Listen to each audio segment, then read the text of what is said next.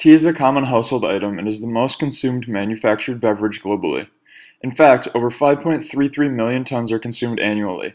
With this information and my love for tea, I decided to conduct a study analyzing the diffusion of raspberry zinger tea. There are three primary goals for this study.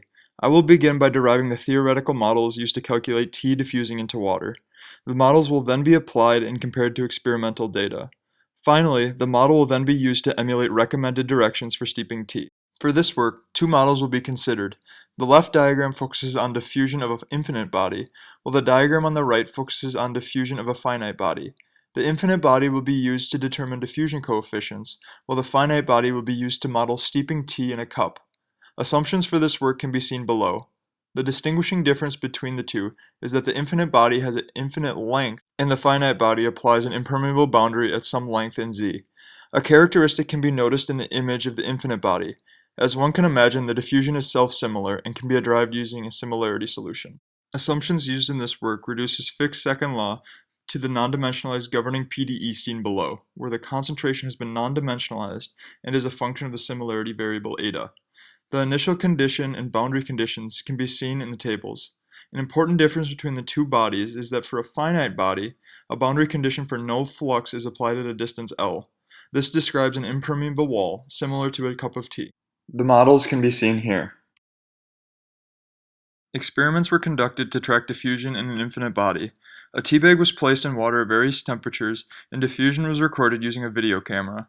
Using image processing, a control volume was applied to monitor RGB values of the pixels.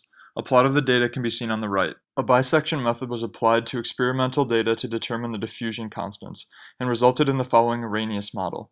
Using tabulated diffusion coefficients, it can be seen that the models accurately predict the experimental data. Theoretical modeling of a tea in a cup was then performed using the one-dimensional model for a finite body.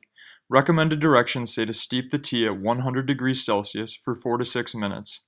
Application of these conditions with the determined diffusion coefficient resulted in the presented plot. It can be noticed that the tea does not reach equilibrium.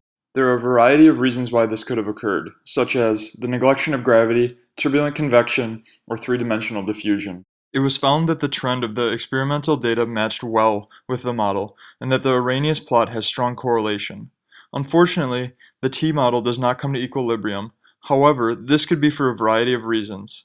Future work could entail determining the intentions of steeping directions, because they may not be intended for equilibrium conditions, but rather to meet taste requirements. Also, the utilization of a mass-based method, rather than the coloration-focused diffusion study, may lead to less ambiguous results. Thank you for listening.